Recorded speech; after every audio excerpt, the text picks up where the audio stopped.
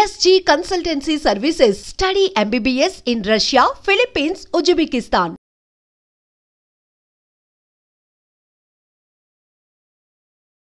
పునర్జన్మ ఉంది అని మీరు నమ్ముతారా? ఖచ్చితంగా ఉంది, అనుమానం లేదు. శాస్త్రీయంగా రుజువు చేయొచ్చు. దానికి ఏమో గొట్టాల కొడుకులతో ప్రయోగశాలలో చేసేది కాదు. అది అన్ని ప్రయోగశాలలో రుజువు కావు. కొన్ని యోగశాలల్లో అవుతాయి, కొన్ని యాగశాలల్లో అవుతాయి. మన శాస్త్రం ఉంది. పునర్జన్మ ఉంది అనేది ఎందుకు నమ్మితేరాలి మనం అంటే, ఎలా ఉంటుందని చెప్పారు శాస్త్రంలో పునర్జన్మ. ఈ జీవికి వెళ్ళిపోయే వరకు కనుక ఇందాక మనం చెప్పుకున్న ఈ వాహన వ్యామోహం, సంతాన వ్యామోహం, భయాలు వదులుకోకపోతే వీడి మనస్సు మళ్ళీ ఇంకో శరీరాన్ని పొందుతుంది. అదే పునర్జన్మ. ఆ మనస్సు, ఆ జీవుడు, మనస్సు, జీవుడు, సంకల్పం, బుద్ధి, చిత్తం అన్నీ ఒకటే, పేరు మార్పుగా. వీడు మళ్ళీ ఇంకో జన్మ ఎత్తుతాడు. ఎందుకని ఈ మనస్సులో ఇవన్నీ ఉండవాలి. ఎలా ఎత్తుతాడు తెలుసా? రాత్రి పడుకుని కలగంటున్నాం మనం, నిజానికి అది ఇంకో జన్మ అండి. రాత్రి కలగంటున్నాం మనం, ఇంకో జన్మ. అది మీరు గమనించండి. వీడు పడుకునే ఉన్నాడు ఈ కళేబరం, ఇక్కడ 6 అడుగులు 3 అంగుళాలు పడుకున్నాడు. వీడు పడుకున్నాడు, వీడు కలగంటున్నాడు. వీడి కళలో ఆడాళ్ళు వచ్చారు, మగాళ్ళు వచ్చారు, కుక్కలు వచ్చాయి, నక్కలు వచ్చాయి, చెట్లు వచ్చాయి. ఈ వేషాలన్నీ ఎవరు ధరించారు చెప్పండి? వీడే కదా, పడుకున్నవాడే కదా. మరి ఒక జీవుడు పడుకుని ఇన్ని వేషాలు ధరించడం నిజమైనప్పుడు, ఒక్క విరాట్ పురుషుడు శ్రీమన్నారాయణమూర్తి క్షీరసాగరంలో పడుకుని ఈ విశ్వంలో ఉండే వేషాలన్నీ ధరించాడన్న అబద్ధమా? పక్కా నిజం, పక్కా నిజం. జరుగుతున్నది ఒక కళ. బ్రహ్మసత్యం, జగన్ మిథ్య. Total life, total world is a dream, nothing but is a dream. ఇది కళ, ఇది కళ. నేను మీతో మాట్లాడటం సహా కళ. ఇది గ్రహించగలిగితే మనిషి ప్రశాంతంగా ఉంటాడు. మనిషి ఒప్పుకోలేనిది అదేమిటండి, కనపడుతోంది కదండి. కనపడుతోంది అంటున్నవాడు ఎవడో చూడు. కనపడుతోంది అంటున్నవాడు కూడా కళ కూడా కనపడింది. కళ కన్నప్పుడు కనపడిందా లేదా? కనపడుతున్నంతసేపు నిజం అనుకున్నామా లేదా? బయటకు వచ్చాకే కదా నిజం కాదని తెలిసింది. అలాగే దీని నుంచి బయటకు వెళ్ళినప్పుడు ఇది నిజం కాదని తెలుస్తుంది.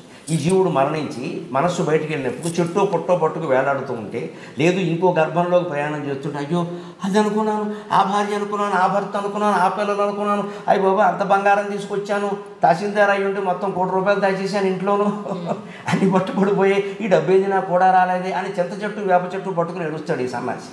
పునర్జన్మ లేకపోవడం ఏంటి భయంకరంగా ఉంటుంది. దెయ్యం జన్మ కూడా ఉంటుంది. మనస్సులో ఉండే తలపులు అట్టగట్టేసి మాడుగట్టి ఉంటాయి చూడండి, అవి పునర్జన్మకు కారణం అవుతాయి. వాటిని వాసనలు అంటారు, గమనించండి. వంట అర్థమైతే ఇది అర్థమవుతుంది. వంట చేసినప్పుడు గిన్నెలు ఏదైనా కొయ్య రొట్టో ఏదో కాల్చేవాడి, గణప రొట్టో ఏదో అడుక్కు బాగా అట్టేసింది అనుకోండి, అట్టగట్టేసింది. దాన్ని తోముతాం కదా, తోమితే ఒక్కోసారి పని మనుషులు ఎలా ఉన్నారో మీకు తెలుసుగా, వాడు తోమినా మనం తోముకోవాలి. అందుకని వదిలేసామనుకోండి, దాంట్లో మీరు ఏ అన్నం పరమానమో వండారనుకోండి, దాని వాసన దీనికి వచ్చిందా లేదా? అలాగే మనస్సులో కూడా అట్టగట్టి పేరుకుపోయిన భయాలు, కోరికలు, వాంఛలు, రకరకాల ద్వేషాలు అట్టగట్టి మిగిలిపోయినవి మరో జన్మకు కారణం అవుతాయి. It is scientific. పొంది తీరతాడు ఖచ్చితంగా, అనుమానం లేదు. ఇది ఎంత నాస్తికులకు కూడా దేవుడి మీద నమ్మకం లేకపోవచ్చేమో కానీ, స్వర్గనరకాలు నమ్మకపోవచ్చేమో కానీ, వాడు చేసినవన్నీ వాడు మనస్సులో వాసన రూపంలో ఉన్నాయనే విషయాన్ని వాడు నమ్మకుండా ఉండలేదు. వాడికి కొన్ని వాసనలు ఉన్నాయి కదా. ఆస్తికుడైతే ఆయన బంధాలు ఆయనకున్నాయి. ఆస్తికుడు దేవుణ్ణి నమ్మడు, భగవంతుడు నమ్మడు, భార్యను నమ్ముతున్నాడు కదా. భార్యతో బంధం, పిల్లలతో బంధం. నాస్తికులు కూడా ఆస్తులు సంపాదించుకుంటున్నారు కదా. అక్రమం సక్రమం అందరికీ ఉన్నాయి కదా, తేడా ఏం లేదు కదా. మరి అంతే, తేడా ఏముంది? ఇంకా అదే మామూలే, పుణ్యమైన మామూలే, పాపమైన మామూలే. అది నమ్మకం మీద ఏం లేదు, నిజం జరిగి తిరుగుతుంది. అంటే పునర్జన్మ శాస్త్రీయం. ఎందుకంటే పునర్జన్మ వచ్చేది శరీరానికి కాదు. ఎందుకు మనం నమ్మలేకపోతున్నాం అంటే, నేను అంటే శరీరం అనుకుంటాం. ఎందుకంటే మూర్ఖత్వం ఇంకోటి లేదు. నేను అనేది మనస్సులో ఏర్పడిన ఒక భావన. నిజం చెప్పాలంటే అది మిథ్య. గట్టిగా లోపల మనస్సులో ధ్యానం చేసి నేనెవరో అని లోపలికి రమణ మహర్షి చెప్పినట్టుగా ఆలోచిస్తే పావు గంట కాకుండా వీడిగా నేను అనేది లేదని అర్థం. స్ఫురణ తప్పితే ఏమీ లేదు ఇక్కడ అని అర్థమైపోతుంది. ఎందుకంటే ఆ నేను అని స్ఫురిస్తూ ఉంటుంది లోపల, మీరు గమనించండి. ఆలోచన వదిలేసి, మాట వదిలేసి మనస్సును లోపలికి తీసుకెడితే నేను అని స్ఫురిస్తుంది. ఆ నేను ఎక్కడుందో గమనించండి. ఎక్కడుందో గమనించి, ఎక్కడ there is no place but నేను ఈజ్ దేర్. ఎక్కడ చోటు లేదు, నేను అని ఉంది. ఏ చోటు లేకుండా నేను ఉందంటే అది ఎలా ఉంటుంది? గాల్లో తిరుగుతుంది అనమాట.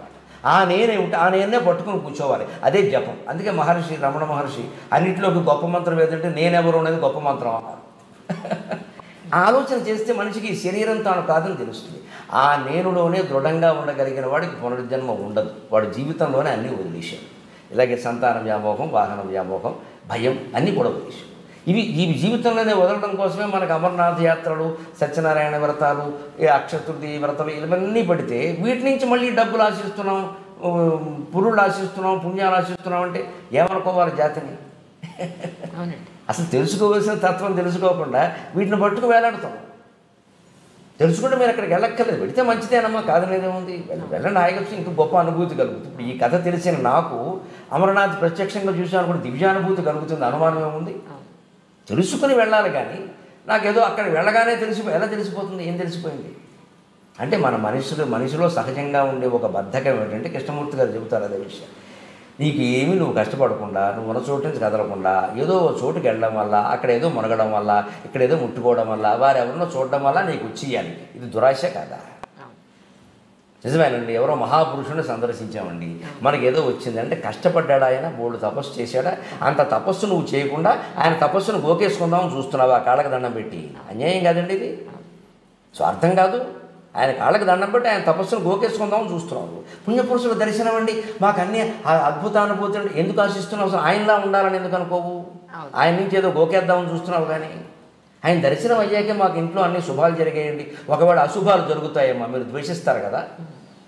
జ్ఞానం అంటే శుభాశుభాలు సమానంగా భావించడం, అంతేకాని శుభాలు జరగాలని కోరుకుంటున్నారు అంటే వాళ్ళు భక్తులు కాదు, స్వార్థపరుల కింద లెక్క. మా ఫ్రెండ్ వాళ్ళ ఫ్యామిలీ ఉంది ఏంటంటే, వాళ్ళ వారు అన్నట్ట బెంగళూరులో ఒక హోమం జరుగుతుంది, చాలా గొప్ప గొప్ప వాళ్ళు వస్తున్నారు, వెడితే లైఫే మారిపోతుంది అని చెప్పని వెళ్ళాట. వెళ్ళి వచ్చారు. వచ్చిన తర్వాత దీని బాధ ఏంటంటే, ఇది సరిగ్గా ఉద్యోగం చేయమను, ఈయన సరిగ్గా బయట అప్పులు ఏం చేశాడో ఫస్ట్ నాకు చెప్పమను, ఎంత వస్తుందో ఫస్ట్ నాకు చెప్పాలి కదా. భార్యకి ఎంత వస్తుందో చెప్పడు. అప్పులు వాడు ఇంటికి వస్తేనే ఓహో వీడి దగ్గర అప్పు తీసుకున్నాడు, అలా ఎంతమంది వచ్చారో పాపం దానికి సఫర్ అవుతుంది. ఈ పనులు ఏమీ చేయకుండా ఒక హోమం చూసేసి గొప్ప గొప్ప వాళ్ళు వస్తున్నారని అక్కడికి వాళ్ళని చూసేసి ఒక తీర్థం తీసుకును, ఒక పూజ మన పేరుని చేసేస్తాను, పుణ్యం వచ్చేస్తుందా? ఈయన చేసే పనులు ఇవేం పట్టవా అని అడుగుతుంది. దాని బాధ అవునంటారా కాదంటారా? పక్కా ఆ ఇల్లాలకి నా నమస్కారం, చిన్నపిల్ల అయినా సరే అది తెలివి ఆలోచించాల్సి. మనం చేసే పనులు మనం అప్పులు చేయకుండా భార్యాభర్త కూర్చొని ఆలోచించుకోవచ్చు. ఇప్పటికండి మా వయసు మీరు ఊహించగలరు కదా, నాకు షష్ఠపూర్తి అయిపోయింది. ఇప్పటికి లెక్క రాస్తున్నాను ప్రతిరోజు. ఆవిడకి నేను డబ్బు ఏదో ఇవ్వాలి కదా, అందుకని ఇస్తే 5,000 10,000 ఏదో అవసరాన్ని బట్టి అడుగుతాను. 1వ తారీఖు ఎక్కువ అడుగుతారు సహజంగా, మిగిలినప్పుడు కానీ లెక్క రాస్తున్నాను. పిల్లల ఫీజులు అంటే పర్వాలేదు, నెల రోజులు లేట్ అయినా పర్వాలేదు అంటట. ఇంట్లో రేషన్ లేదంటే కొంచెం సర్దుకో అంటట. ఇంటి ఓనర్కి రెంట్ ఇవ్వాలి అని అంటే 4 నెలలు ఒకసారి కట్టేద్దాం అంటట. అంతే అంటట కానీ ఎప్పటికీ ఇచ్చింది లేదు. ఈఎంఐ కష్టపడుతుంది. ఇంట్లో ఉంది, వచ్చే ఈవిని అడుగుతారు తలుపు కొట్టి, ఏం చెప్పుకోవాలి? అదే కదా, వాళ్ళు వచ్చిన వాళ్ళు ఏమంటున్నారు, ఏమ్మా నీతో కలిసి ఉండట్లేదా, నీతో సంసారం చేయట్లేదా, తీసుకొచ్చిన డబ్బులు నీకు ఇవ్వలేదా అని అడుగుతారు. అనకూడని మాటలు అంటారు, వాళ్ళు భరించలేరు. చాలా బాధ్యతారాహిత్యం అది. అదే చెప్తున్నాను కదా, ఇప్పుడు మన అప్పులు ఒక చోట ఉన్నాయి, అబద్ధాలు ఇంకో చోట ఉన్నాయి, మాయలు ఇంకో చోట ఉన్నాయి, మన లోపాలు మనకు ఉన్నాయి. అవి సవరించుకోవడం మానేసి హోమం చూస్తాను నేను, అదేదో చేస్తాను, ఇక్కడికి వెళ్ళగానే ఏదో మారిపోయింది. కాశీ తిరుగుతారు, రామేశ్వరం తిరుగుతారు, ఇంటికి వచ్చి అత్తాకోళ్ళు దెబ్బలాడుకుంటారు. ఏమిటి ఉపయోగం? మళ్ళీ ఈ ప్రసాదం ఎవరికి పెట్టారన్న చోట ఇద్దరికి గొడవే, ఇంకెందుకు అది చేయాలి. నేను గమనిస్తున్నది ఏమిటంటే, ఆవిడలో కూడా యాత్రలు చేస్తూ ఉంటేనండి, ఒక యాత్రకి మరొక యాత్రకి పరిపక్వత వచ్చిందండి.